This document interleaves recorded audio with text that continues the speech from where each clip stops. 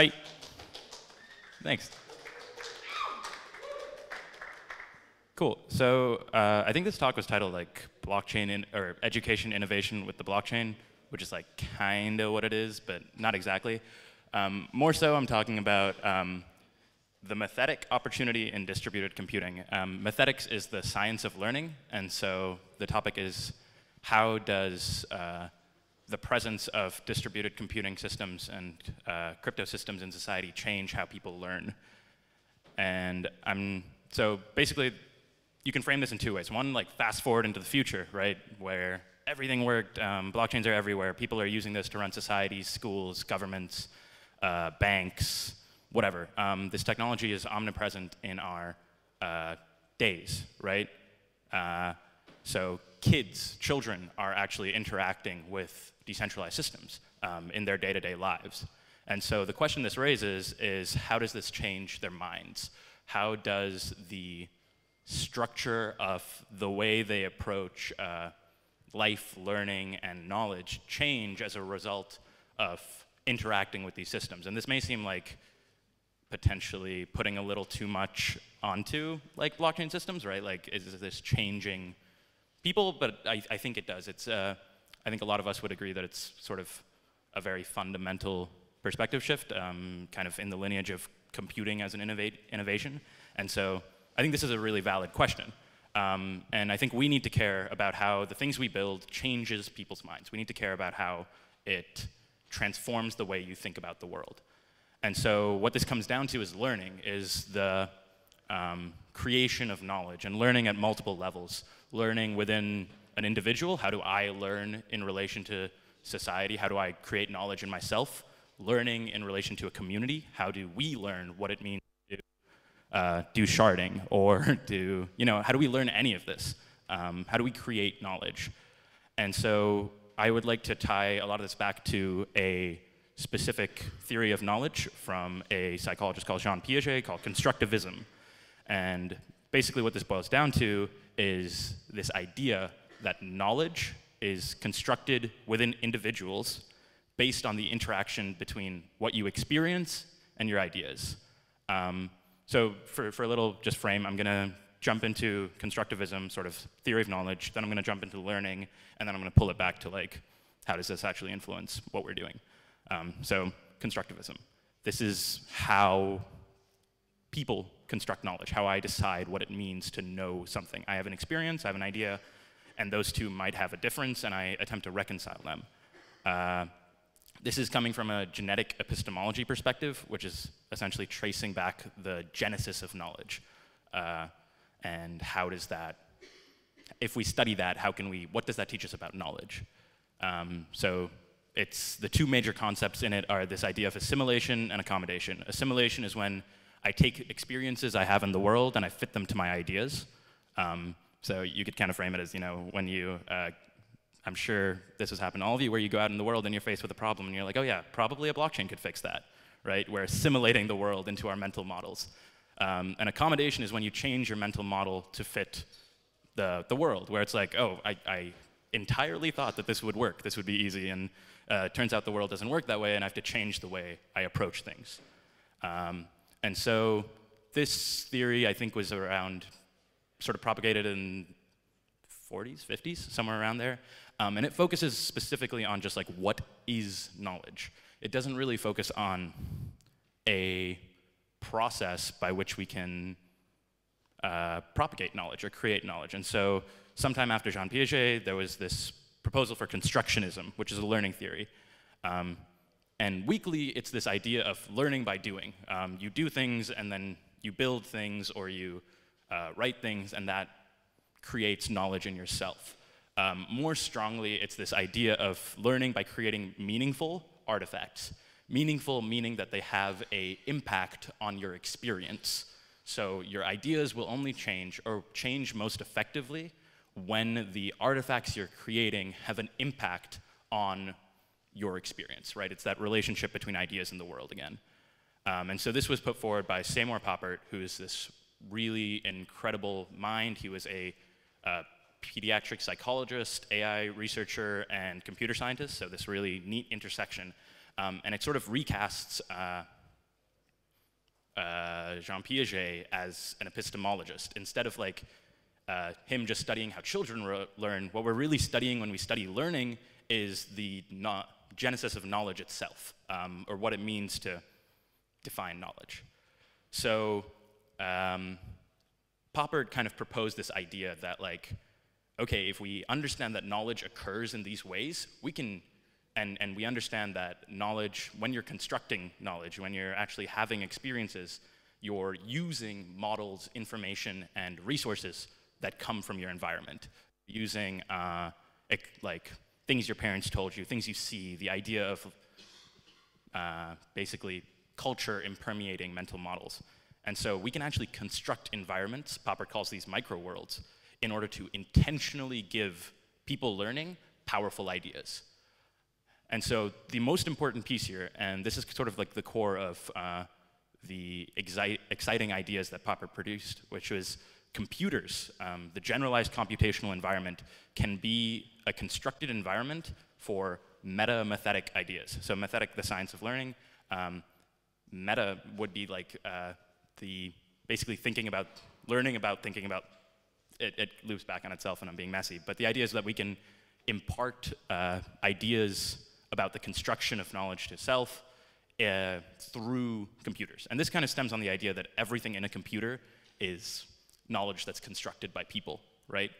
When you're coding, when you're interacting with it, you're constructing systems. You're kind of teaching the computer. And through teaching the computer, perhaps we can learn to teach ourselves. And so this is also kind of, this is a very long quote. The important part is first. The separation between the learning process and what is learned is a mistake. Essentially, in order to, the separation between teaching and the idea, like, so basically, in order to teach something to someone else, you have to understand what that is. And these processes are not things that happen first you understand and then you teach. They're actually intrinsically tied together. And this is something that I think a lot of people resonate with, but is not reflected in the models that we actually engage with in the world. So this Popper kind of was very prolific in learning theory in the 70s, wrote a book called Mindstorms, which I highly recommend, and the question is like, what happened with that? And so they had this environment called Logo, and it was really, really cool, and it was kind of like fairly well distributed, and it was, I don't know if any of you interacted with Turtle. It's essentially like a tiny little turtle that you tell to go up, right, left, and it draws pictures on the screen. And it was a way to teach children computer science. And it kind of worked. It was a, I think, starting point for a lot of people. And then we also had ideas like Smalltalk from Alan Kay, which was a academic programming, and it is still prominent in computer science curriculums today. And these are all stemming from the same ideas of like, can we create learning environments that are computational environments that teach people how to learn? And we have like things like boot camps propagating something quite kind of like computer science today. But really, there hasn't really been a broad change in education nor a widespread computational literacy. There's still a large gap between the potential for these ideas and how they've actually manifested in society. And so here's the question of like, how can we use these things in order to change that, in order to, what is the opportunity that is presented in this new paradigm? And so generally the paradigm I'm talking about is like crypto systems or social computation, which is kind of ill-defined, but generally I mean things like Ethereum, Git, so just like distributed Merkle trees, other cryptographic social networks like Secure Scuttlebutt, and they change things in two ways. Number one is an unprecedented pervasiveness. Computers were previously, or computation was previously largely an individual thing, right? You exist on your computer talks to other computers as individuals, servers, but now we're taking this idea and sort of making it fundamentally social, where the interactions between different computational environments is constructing sort of a shared reality, and this provides the opportunity for a computational mindset to infiltrate society at a much, much higher level than just like computers as workstations. And then the second thing is, because it's social, it gives us new social metaphors for talking about computation. It gives the ideas of forking, consensus, merge conflicts, web of trust. It's all of these things that help us and help people think about both computers and reality. And so it also gives us potentially the opportunity to try and do this better. We're rebroadcasting a lot of these core ideas of computational learning, or we have the opportunity to rebroadcast them in the systems we build, in the systems that change the world. So what if we do that? We build new foundations with this idea of learning at all levels as sort of a core piece of it. And so there's lots of little ways we can do this, and I recognize that this is sort of extremely vague or fuzzy, which is because learning as an idea is sort of extremely vague and fuzzy. It's specifically related on the creation of knowledge. And so I think what I'm going to try to do here is just lots of little pieces where I think we can exemplify these traits, and perhaps through the little pieces we can construct a meaningful whole. So the three areas is we can build tools for learning, right? We can actually use the systems to build specifically learning tools.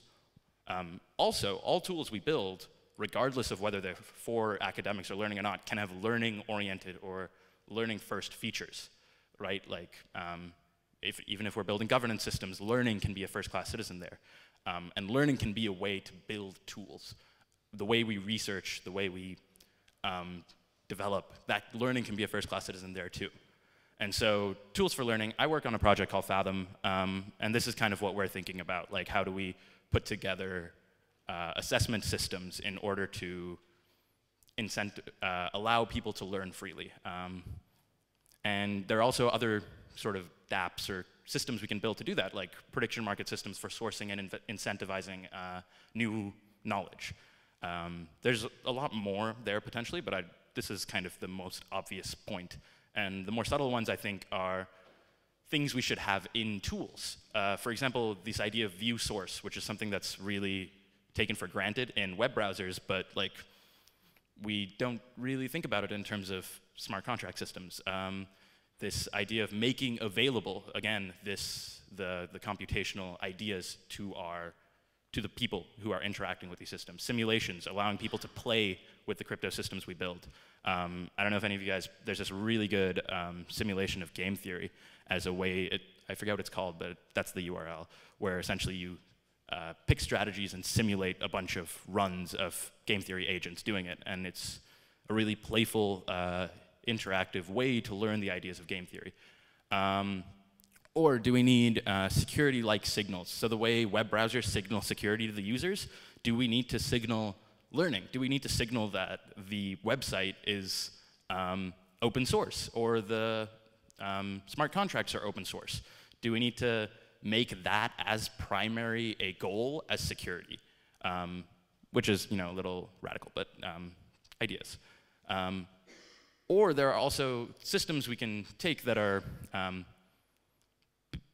making our development and research systems fundamentally respect learning, right? So the way, moving away from this kind of like production or product-driven work cycle where it's like I build a thing, release it to the world, iterate on that, and more so to the idea that people through their learning can, or through just constructing knowledge in themselves and others, can arise meaningful artifacts. This is kind of the fuzziest, but I think it's also the most interesting. How do we create essentially things like research institutions, but research institutions more fundamentally in line with the work that we do, as opposed to a distinct entity like they exist in modern education. So just some closing thoughts. I started this talk with like jumping to the future and being like, what happens when we change children? But I do think that like the benefits of thinking deeply about learning are important today. They're not only things we build today for the future, but things that influence and help us build better. And most importantly, I think to me, this idea that hiding the novelty of what we're doing is not a good idea. We need to embrace the fact that the things, systems, ideas we're talking about they're not fundamentally new, right? They have a lineage, but they are new. They're new systems, and we shouldn't disguise that to people. We shouldn't try and like swindle people into thinking that this is the same as what they've always known. we should create bridges to allow them to come into this new paradigm and change their minds. This is kind of like a question going into UX and UI and kind of research like that, and I think it's a very loaded question, but it's important to think deeply on the ideas we're propagating. And don't we want to propagate the ideas that let us do what we're doing? And kind of like on a more optimistic note, there's a lot of talk in education about the school of the future. And I think really the school of the future looks like the things we're doing, right? The things as an industry we're learning and going on with, and everything happening there. And so we're doing pretty good. This industry is open and collaborative and stemming directly from the lineage of the open source movement. And so we're on the right path. But we still need to foster a culture that respects learning as a fundamental part of progress, of work, and of the things we all do. Briefly, if you want to get in touch, that's by email. I don't have like business cards or anything. And that's the project I work on, Fathom.network. Cool. Thank you.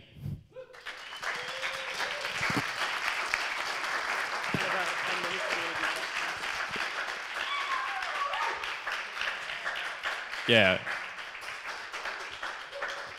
Thanks. So I have like 10 minutes. If there are questions, cool. If not, cool.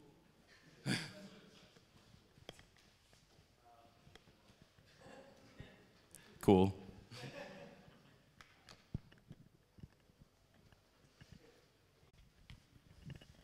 Hey, thank you for your talk, first of all. Super important subject matter, something that I think a lot of people need to think about, especially as we want to grow the industry. We have to think about how we educate people and how we onboard people into the industry. One of the things that you mentioned was that hiding the novelty of our work isn't a good idea. I don't want to use this time to promote my ideas, but I think one of the things that I think about, and I would love to hear your thoughts on, is how we, as an industry, sometimes project a lot of complexity outwards so that we kind of have this allure and we build up our own kind of egos, but that also pushes people away, and that's not conducive to bringing people on and educating them. So just what are your thoughts on that, and how do we, as an industry, help or change that? Thanks. Yeah, I think I'm pretty agreed on that being a like bad thing, right? We don't want this aura of mysticism of like, this is special knowledge that only we can have, and projecting that, and even things like, you know, developing our own language for talking about it can be, can form a real wall to people coming in. I think the solution is not, right, like, we shouldn't be hiding complexity. We should be creating higher level ideas that make them easy to propagate. So we should be recasting the knowledge we have in ways that is easy to transmit, and while still not losing what makes it fundamentally what it is, right? We shouldn't make it disappear. We should make it present in a way that people can understand. And I think what's cool about that is if we do it correctly, it recasts our understanding as well. It's not like we are the like giving knowledge. It's this continuous process of translating knowledge and engaging with it in new ways that makes the industry better, makes individuals better, and propagates a culture of information, kind of. Yeah. Cool, awesome talk. Have you thought about how we might be able to target, you know, get involvement from different communities and just kind of bring this understanding? Like, we're both spreading knowledge, but we're also kind of engaging knowledge that is dormant in communities. And so, like, have you thought about how we might do that and, you know, get more people involved from different backgrounds? I think it's a two-part thing. One is we need to be, have not necessarily extremely rigorous, but good definitions of like what it all fundamentally is, right? So it's not all fundamentally about like coding or like cryptography or anything like that, and saying it is alienates other communities. But if we can come up with like a shared common basis that is like, okay, if you're interacting in this thought space, this is what we're talking about, then that can be an onboarding point for any kind of community. You can kind of drop into an existing knowledge base and be like, join us here. This is the pathway. And then the second is sort of, I think, tied to that one, which is just like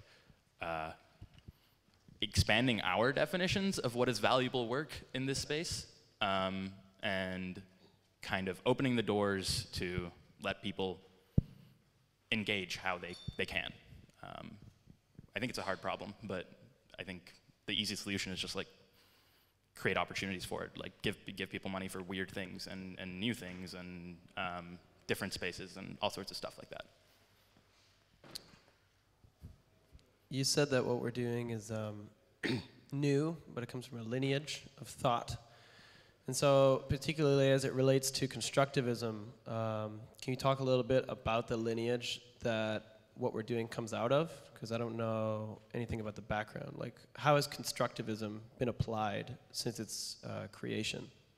So constructivism being the theory of knowledge, or constructionism? Sorry, it's a really messy language. Constructionism. Yeah, so constructionism was like largely propagated in the 70s, kind of by, I think, a group at the MIT Media Lab, and I think the #1 lineage of that was Logo and Turtle and sort of Smalltalk, and this general idea of, I think they really kind of propagated object-oriented programming as like one of the first things. Like Smalltalk really put that idea out there as sort of a novel metaphor to think about programs, and so that's kind of where that came from in terms of a lineage.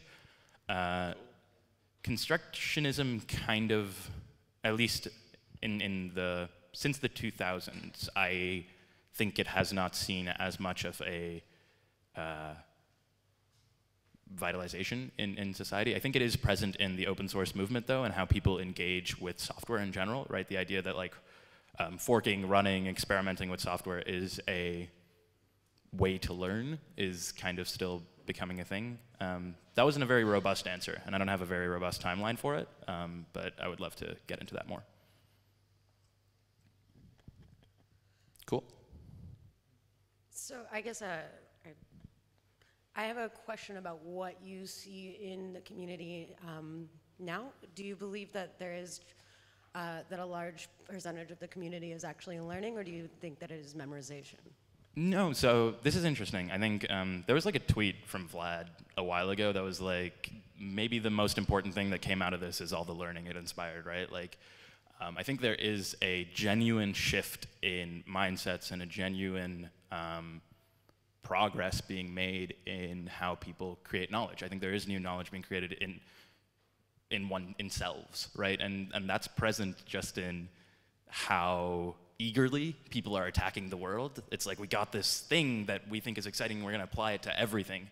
And through applying it to everything, we're going to change ourselves and change the world. And I think that's sort of evidence of there being something new here and something new in people's minds. And I think there is a large element of potentially cargo cultism and not totally engaging with the fundamental pieces of knowledge, but there is a movement towards it. And I would broadly think that most people working in this space do learn and are learning and creating new things.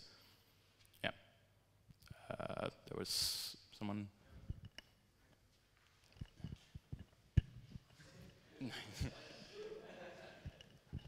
Thanks a lot. Yeah, thanks for the talk. I got a question I wanted to relate to a talk that we heard this morning with Rain, and she was talking about, again, onboarding people into the industry and how we can do that. And I think, as you said, that we have shared interest with other communities. I think about the artificial intelligence community, for example. They need to onboard people and to make them, not be afraid of that.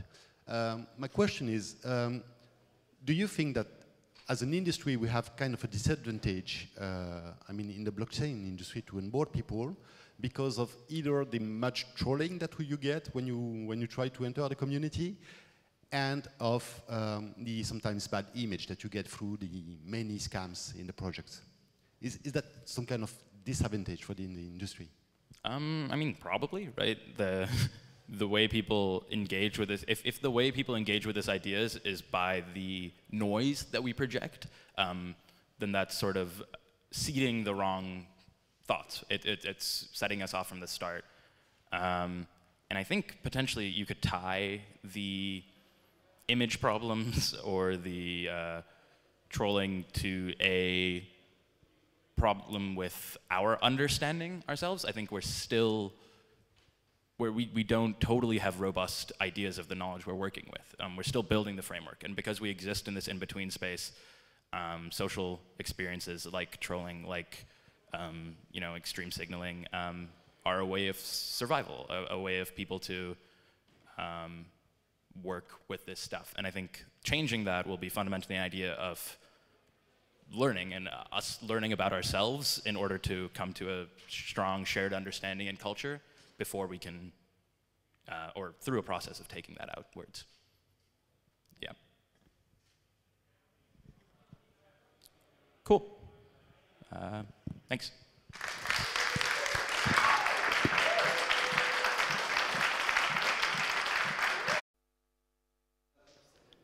I will just wait for 2 minutes, maybe. I'm supposed to start at 35, but I will start a little bit earlier.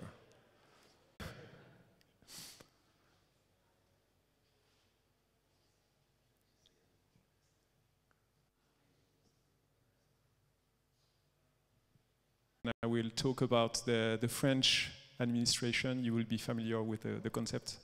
I will try to explain to, to other people.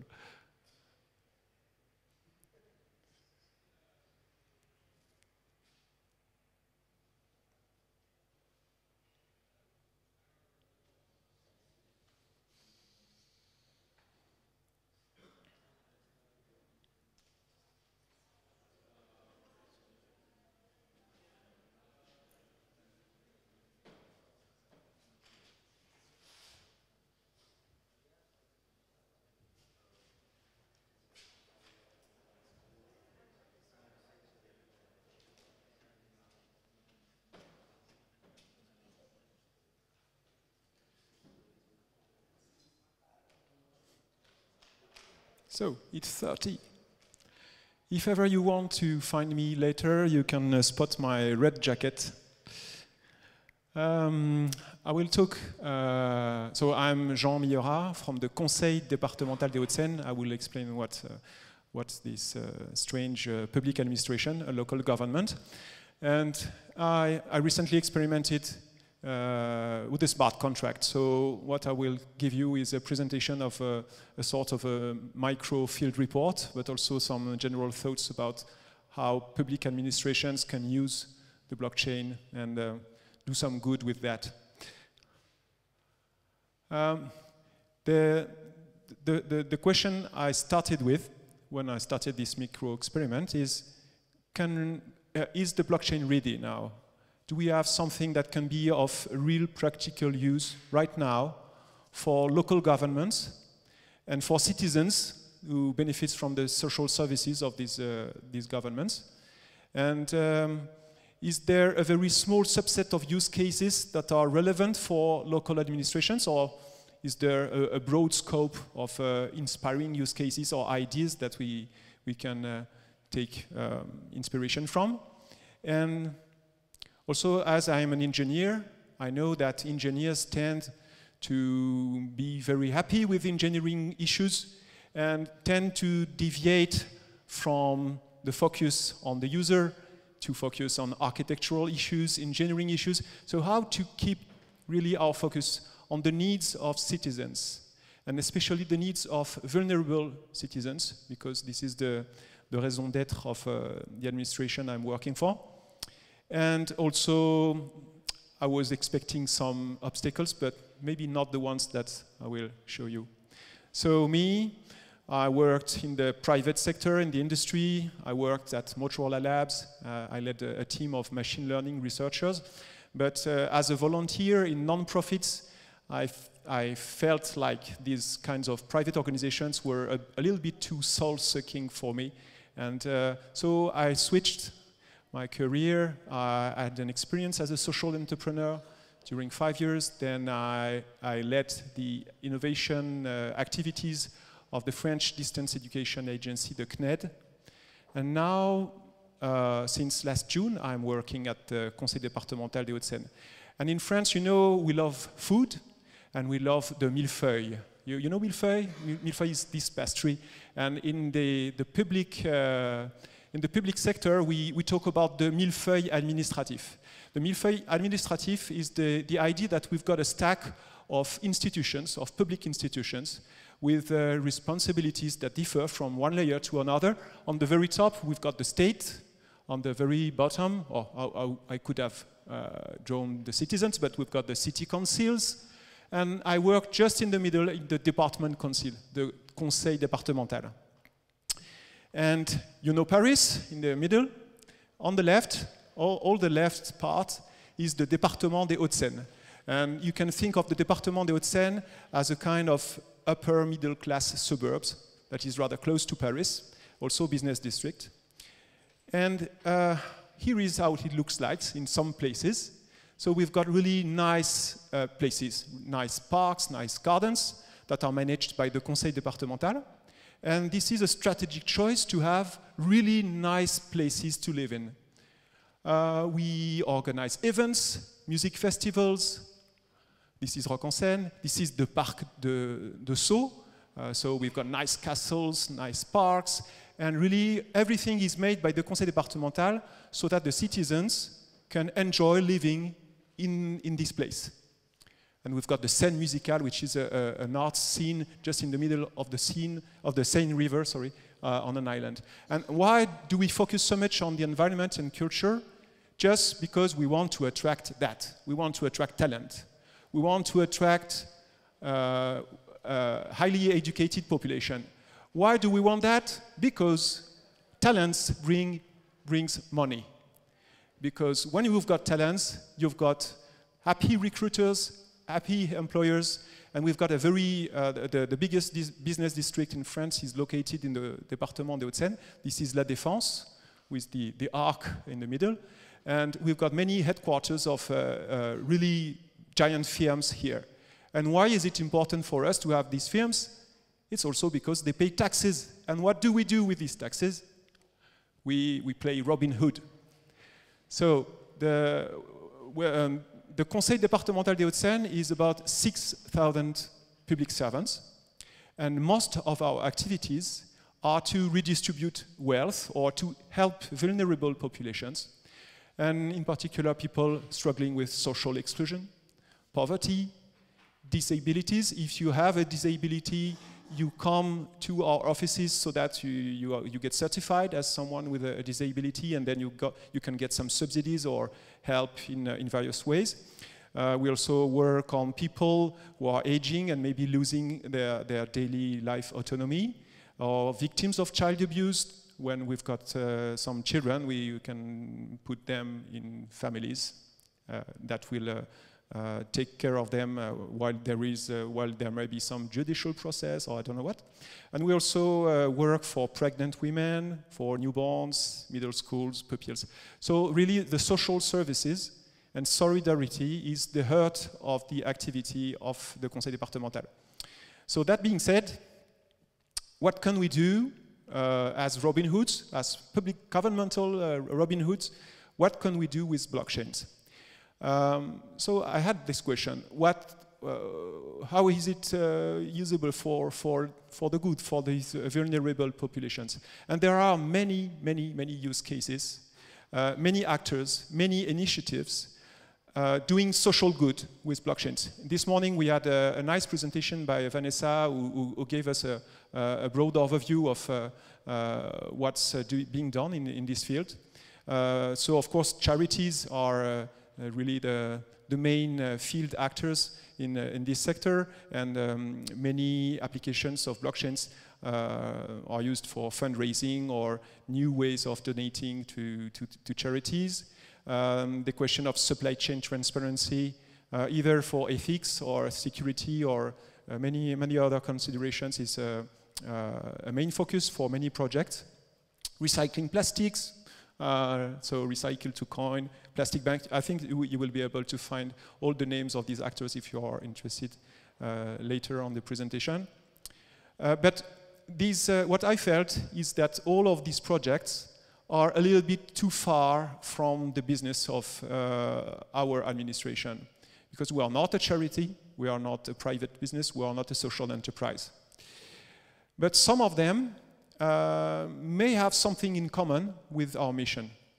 So for instance, we focus on building and managing and maintaining nice infrastructures, environmental or cultural infrastructures for attracting big brands. So we run a sewage network, for instance. So when I see that there are some blockchain applications, not necessarily based on Ethereum, that focus on water and sanitation, I think that we can get some inspiration. Artists' empowerment is also a topic that is often tackled with smart contracts or things like that. There are some other fields of applications that are more related to public issues, such as land registries. But in a country such as France, we've got a very strong cadastre, a very strong land registry. So this is not maybe as obvious as in Ghana or as in the Republic of Georgia to see where the blockchain could do better than the legacy systems. And maybe this kind of field is a field where there can be some disruption, because we know that disruptive innovation starts with solutions that are not good enough for the established actors. But with time, maybe that in 5 years, 10 years, I don't know, the blockchain-based land registries will be more powerful, more useful, or more efficient, even for governments such as in rich countries, than the legacy systems that will progress a little bit slower. Voting solutions, of course, can be a focus of interest for local governments, because we've got a direct contact with the voters, with the citizens. Public finance also is something that will be of interest for my managers and for my hierarchy. But there is even more we can do. So we do work. We provide social services for the homeless. Maybe we can use a smart contract to pay food, to allow donors to pay food directly for homeless people. Maybe, that's interesting. There are so many that I had this problem. Where do I start from? So in the spirit of lean startup, I got out of my building and I started with someone. And this someone is Julie. Julie is 33 years old next week. And she's a rather coquettish lady, but she has some issues in daily tasks because she has a severe trisomy, Down syndrome. And she lives in a specialized home. And she can't earn money with a usual job. So as the conseil départemental, we give her the allocation adulte handicapé, which is a regulated subsidy that is about 800 euros per month. And with this amount of money, she has to pay her rent in this specialized home. She has to pay food. And maybe in the end, she's got 100 or 200 euros left. And that's very nice when you live close to Paris, because she benefits from other indirect subsidies. But when the only thing you've got at the end of the month is maybe 100 euros for everything except food and shelter, you've got a problem. Fortunately, Julie has parents that will pay her her new clothes or something like that. But the other people who live with her in her home really live in harsh conditions of poverty. And when I talked with Julie's parents, they told me that her main problem currently, because she's fortunate to have these parents, is that she does not like her toothpaste. Because her parents are not rich parents. They buy no-name, low-cost, no-brand toothpaste. And Julie, she sees advertisements on the TV, and she sees shiny, colorful toothpaste. And she asks her mom, please, mom, buy me some Colgate, or I don't know which one, Signal toothpaste. And her mom says, oh, okay, but it's a little bit more expensive. Maybe we'll see next time. And there are some really small temptations. And what Julie would like is to be free, to not depend as much as today on her mom, and to be free to buy some Colgate or Signal, I don't know what. And there's a smart contract for that, the one we developed. What about you in this story? You maybe, you pay for social good, you contribute to social good by paying your taxes. But your consent to pay taxes is limited. This is the concept of consent to pay taxes. Limited by corruption, risk of inefficiencies. You will pay for my days off. You will pay for my skills that may be limited. You can also give money to charities, but also there have been scandals in the field of the third sector. And also you may have some doubt about the efficiency of this sector. So what about giving directly? Giving directly to people with severe disabilities near where you live or near where you work, and that's the idea of our smart contract. So I decided to start with a really simple smart contract. So there is an admin that creates the smart contract and can kill it. The certifier, it is an agent of the Conseil départemental, will look in our books and say, okay, Julie is a beneficiary of the allocation adulte handicapé, and her parents come and they show us they've got a public address on the Ethereum blockchain. And we say that there is a link between this beneficiary of the allocation adulte handicapé and this account. And we put that link in the contract. And donors, they just send Ether to the contract. The certifier comes, flushes the amount of Ether that has been collected, and the contract will distribute this money among all of the beneficiaries that have been registered to the contract. And then the beneficiaries, they receive that in their regular Ethereum account, and they can spend the money how they like. So you've got a link to the contract. This is really a short, small contract to start experimenting with. But I faced some unexpected obstacles. First, buying some solidity development is a bit expensive. And when our contractors sell us development contracts, they are not familiar with Solidity, and they are not familiar with the rarity of Solidity skills. That's the first problem. But it's not really a big obstacle, because we've got money, thanks to La Défense and so on. Second problem, when you say you want to start a project in a public government administration, you have to start following the ETIL process. You have to maybe gather a committee or things like that. And when you say, no, I will start by getting out of the building, and I will build an MVP, and then I will just squeeze all of the process of the IT department, you've got a problem. Fortunately, I'm the head of one of the parts of the IT department, so I could manage that. Getting a virtual machine to run a node on the network in the DMZ, it's not something that is easy. Okay, so I just took my personal debit card and I bought some virtual machine on a public host. I had an issue with the Solidity developer that designed our contract. He said, oh, no, you can't use the fallback method of the contract to send directly money to the contract, because the fallback method, you should be a little bit cautious about that. But fallback methods for contracts are really nice for usability, because I didn't have to build a UI. I didn't have to build a DApp. The donor, I was the first donor to the contract, just has to send money to the address of the contract, and then the money will get processed. On the other side, if I had used a specialized method, I would have had to build some, to code a little bit more. Then another process. If I want to test something in production, I have to buy some ethers officially.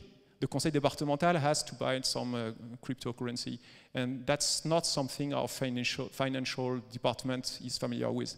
So I have no idea how I would have matched with the regulatory processes that we have internally. So I just brought my own Ether.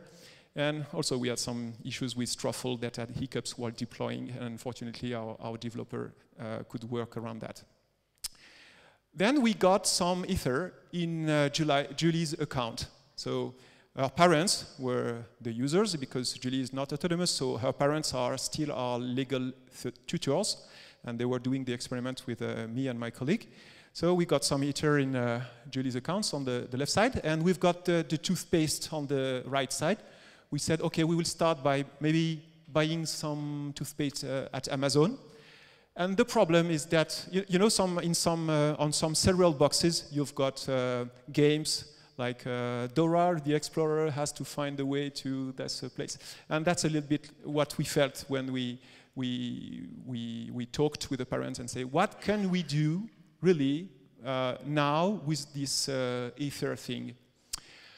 At first, we went through an exchange because we found an Amazon gift card reseller who would only accept Bitcoins. So we did not think a little bit. We just say, well, we will use an exchange. So we got some Bitcoins from Ether. Then the Bitcoin payment processor, hey, what happened? It only received a small amount of the donation. Why? Because of the transaction fees in January, they were really high, and everything just disappeared in mining fees. So at the end, we did not have enough money for a toothpaste tube. So I had to put a little bit more money in the contract, so we checked that it works well. And so we say we will work with a debit card operator. Shake Pay, okay, so now Visa comes and eats Wavecrafts, and Wavecrafts will say to the debit card operators, no more debit cards in the Visa network. So we had to stop this way. In the end, we found SpectroCoin, and SpectroCoin sells Amazon vouchers with reasonable fees, and we could buy toothpaste. So these are the parents, her mom and her dad, enjoying during the last experiment. They could get some their Amazon voucher and buy some toothpaste for Julie. So what are the next steps?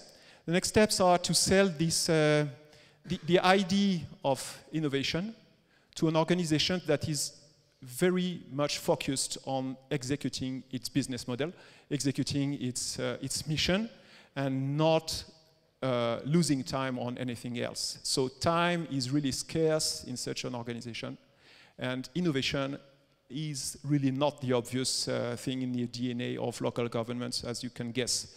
So what I want to do is to test and learn with more donors, because myself as a donor, I'm not really representative. Test and learn with more beneficiaries. So we have an appointment soon in Julie's home to meet the people she lives with to grow and validate traction. So we are trying to take inspiration from startups and apply that to our sector. Then we will try to interface this contract with our legacy system, because in the legacy system we've got the thousands of people that benefit from the allocation adulte handicapé, and then try to industrialize this. This is just one use case. Maybe in the process we will find that it's not that relevant and we have to switch to another use case.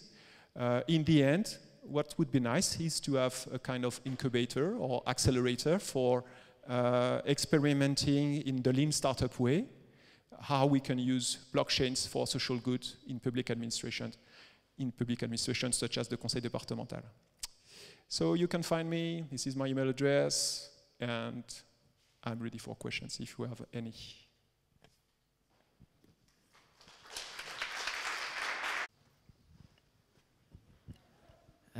Congratulations to be able to implement that kind of stuff in the public institutions. I'm wondering, are you like alone doing this kind of experiment, or is there like any other public agent like you doing that kind of experiment with blockchains and public services in France or in the rest of the world? So I feel very much alone in my institution, but I'm not alone in France.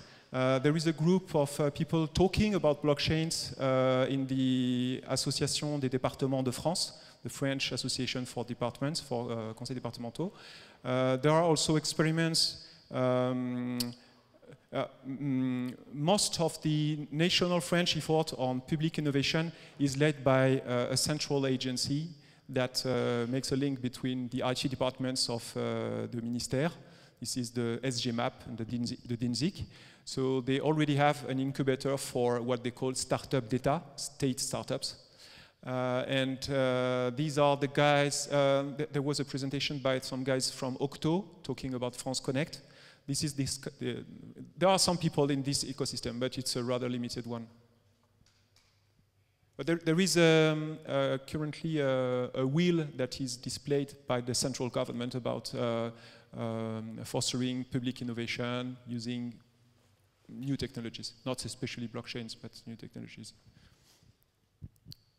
Just sorry if anyone wants to ask another thing, but what's their reaction like from the department when you tell them you're experimenting with this kind of technology? Who can maybe like it's the counter idea of like a centralized organization and experimenting with decentralized network who like challenge the very idea of the public institutions that is well centralized. Yeah, there are all sorts of reactions, and I expect the reactions to be at the very start at the moment. I was surprised by one reaction. I talked about this idea with a social worker. Before focusing on people with disabilities, I thought we would focus on poor people. And she said to me, no, don't give directly money to poor people. You can't do that, because if you do that, you will do more bad than good, because these poor people may be in some dependence on public money. And we social workers have to bring much effort to have some kind of contracts. You will get this money if you do that effort. So bringing money directly via blockchain to vulnerable people is not always a good thing. So that's the first thing that I learned. Then the organization itself, the natural reaction I get from it is, why are you losing time on this? This is not our focus. Or the opposite, cargo cult reaction. Oh, blockchains, yeah, we are innovative, yes. I want to do this, I want to take your projects and kill it and do some, I want to do some hackathon. You know, hackathons, really trendy things. You distribute t-shirts, pizzas, and Coca-Cola, and then you say, hey, we are innovative. But we don't focus on social impact, we don't focus on bringing maybe disruptions where some disruption has to be brought. So, all sorts of reaction. Yeah, hello. Thank you for your presentation. Do you think, or what is your opinion on, is it dangerous to introduce all this decentralized technology that was clearly meant or is inspired by doing things in a decentral way? Do you think there are dangers into like injecting this in a very hierarchical centralized system like a government administration? My personal opinion on the matter is that there may be danger, but the opportunity outweighs the dangers. There is a danger that I'm very much aware of, that is the danger for personal data, because blockchains can be both a solution or a source of risk for personal data. In my department, I'm the boss of our data protection officer, and she's very much worrying about can blockchain applications be compliant with the GDPR, for instance. So we have to trust people? Well, at the moment, in my job, I have to trust people. I have to trust my colleagues, I have to trust my boss, I have to trust my collaborators, and trusting people is good. But sometimes, when you can switch the trust of people, or maybe trust people that are further away from you because you put code in between, that can be a nice solution. But there's nothing wrong with trusting people. I have a quick question about trust, and the second one about the system as a whole. Thank you for that, very good, very interesting. So you mentioned that there is a certifier who certified the smart contract. How can I trust this certifier? Yeah. So the certifier is the name of the role of the civil servant who will say this Ether account belongs to someone, to a citizen that is a beneficiary of the allocation adulte handicapé. So this is the conseil départemental who is the certifier. So in this contract, you have to trust the conseil départemental. The only difference with how do I know it's you? I mean, how? No, at the moment it's me, because I have not yet built a formal chain of trust internally in my organization, saying I've got an official mandate from the head of the conseil départemental, because this is just an experiment. But the idea is to make things more official and to interface this with our legacy system, where we've got the official sorts of certificates of the quality of the beneficiaries. I don't know if this answers your question. At the moment, you have to trust me, but here I act as a civil servant. Okay, and the question is like, so it's a peer-to-peer distribution. So somehow you get rid of like you could get rid of fair distribution, you know what I mean? Like you choose to give something to someone, but maybe not to someone who would need more help in the current distribution system. You were mentioning there are like association, organization that are here to know who should benefit from what. Here, if you are going a peer-to-peer donation, maybe you're gonna imply some more discrepancy in the donation. What do you think of that? What the contract brings is fairness when you want to go beyond what the French law gives you. The French law says that Julie should have 800 euros per month because she has this kind of handicap. And what you say when you use the contract as a donor is that I want to help people who are in this situation, but you choose to help them instead of helping people living in other situations of poverty or victims of child abuse. So you choose where you want to go, if you want to go beyond what is mandatory by the law. I'm not sure I really understand your question, or I'm really... My question behind is like, how do I choose people? I mean, it's like, you know what I mean? Here you can't, and that's on purpose, because we want to give the donor a way to be sure that her money will get equally to all of the beneficiaries of the allocation adulte handicapé. Okay. There is the same part distributed is for everyone. Okay. That's the part that is in the code. Okay. And also, the contract brings some limited anonymity. So the beneficiary does not know who paid, and vice versa. We act as a sort of intermediary here, the Conseil départemental. It feels to me that the biggest problem was to exchange the Ethereum for the toothpaste. So do you think it will be fixed that Amazon will accept some kind of cryptocurrency, or the way how you exchange the Ethereum to euros will get much more smooth? So how do you think it will be fixed in the end? Personally, I think that in the end, merchants will accept the most popular cryptocurrencies. That's just a guess. The route of exchanging cryptocurrencies to fiat was really making the donors afraid. I tested with a colleague, and I told him, okay, you have to register on Coinbase, and you have to show your passport and show your ID card. And he said, oh, what's that? No. Crypto what? Bitcoin? My passport? No. SpectroCoin is in which country? It is some kind of Russian thing, or, you know? So there is some obstacles in the trust and reputation that Bitcoin has and brings also to Ethereum indirectly. So maybe what's easier is when merchants directly accept things. And that's here almost the case, but no, the step between the toothpaste and Ether was the vouchers, and the vouchers are labeled in fiat. Hi.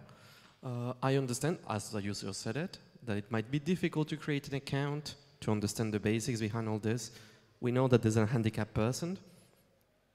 How do you plan to implement this in a larger scale with people who cannot or wouldn't know how to create their own account, understand what a wallet is, how to keep it safe, etc.? We dealt with, not with Julie, but with her parents. because we have to deal with people who are autonomous when dealing with technology. And if we want to improve this autonomy or this target population, we have to focus on the technical accessibility of the wallet's applications, for instance. So we did not do any tests, but at the moment, is Coinbase or Jax accessible enough on an Android phone, on an Android phone or an iPhone? I don't know. We'll see.